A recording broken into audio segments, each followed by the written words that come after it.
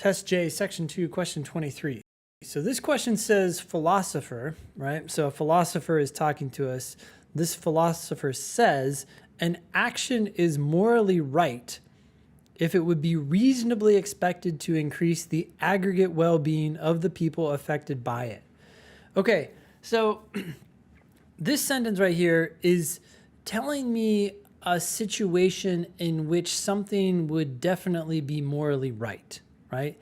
Now, there's a key word here that sticks out to me, and that is, aside from just if, the if is telling me the situation in which something is morally right. But the phrase that's sticking out to me is reasonably expected.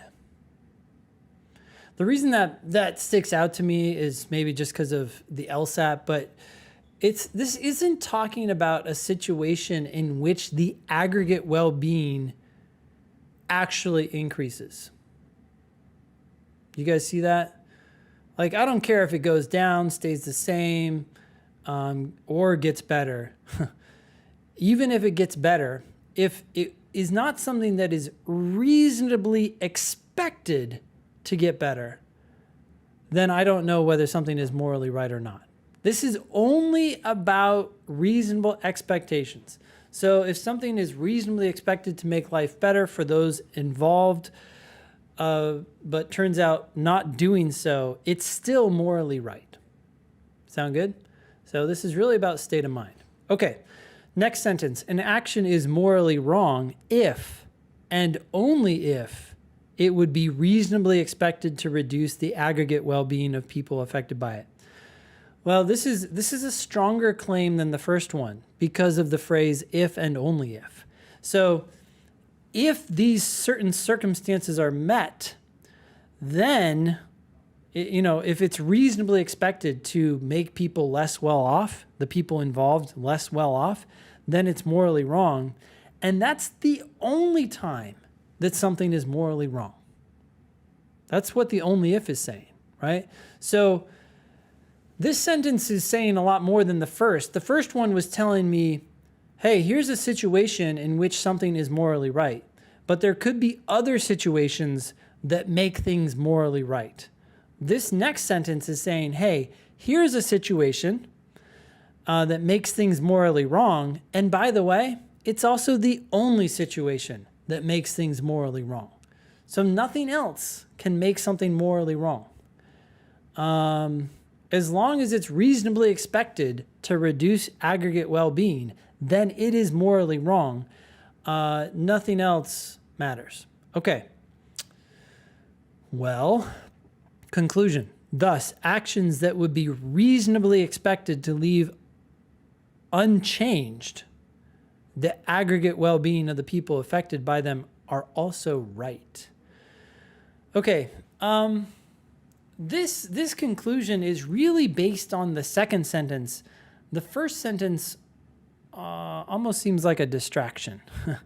It's the second sentence that has all the power. The second sentence is telling us these are the only circumstances in which things are morally wrong. So if you fall outside of those circumstances, does that make them morally right? So if we fall outside of these circumstances, right, and the circumstances are when it's reasonably expected to reduce the aggregate well-being of the people affected by the situation, when you fall outside of those situations, we know that they are not morally wrong because these are the only circumstances under which things are morally wrong. But this conclusion went a little too far. It was like, hey, we're talking about a situation that falls outside of the morally wrong situation. Therefore, drum roll, it's morally right. And it's like, yeah, okay, hold up. We know it's not morally wrong, but does that make it morally right? No, it could be this neutral ground where we don't know the morality of anything. It's just not wrong.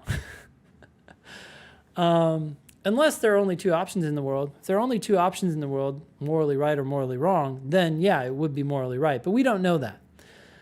The question says the philosopher's conclusion follows logically, in other words, must be true, if which one of the following is assumed. Okay, so this is a sufficient assumption question. That means it's asking me for an assumption. It's asking me for an answer choice that if it were added to the argument would make the conclusion follow logically. It would make the conclusion true.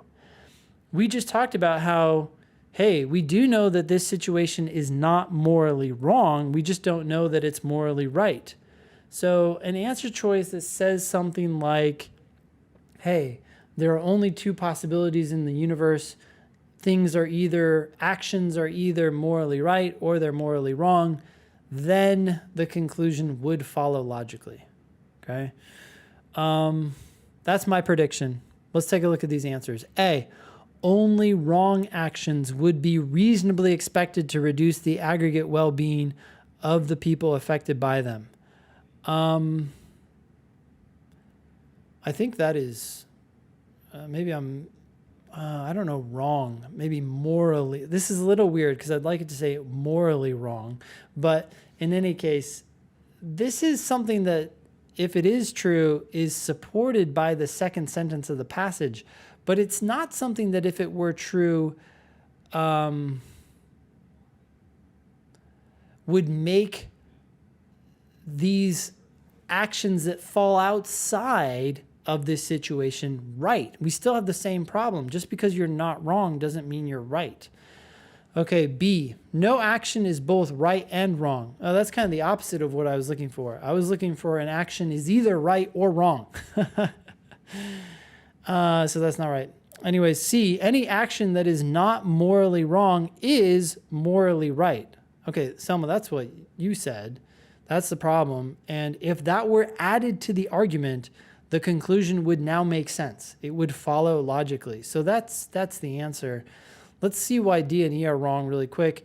There are actions that would be reasonably expected to leave unchanged the aggregate well-being of the people affected by them. Okay, all that D does is say, hey, by the way, these kinds of actions exists on occasion. If anyone was tempted by this answer, you're probably thinking about this question like a necessary assumption question, as opposed to a sufficient assumption question. You're probably asking yourself, oh, does this have to be true? Do these kinds of things have to exist? And that's not what it's asking. It's asking what, if it did exist, would make the conclusion true. Okay. Anyways, E, only right actions have good consequences. We actually don't care about the consequences at all in this argument. You guys are aware of that, right? This was all about states of mind. How things can be expected, not whether they actually are. So that's out. The answer is C.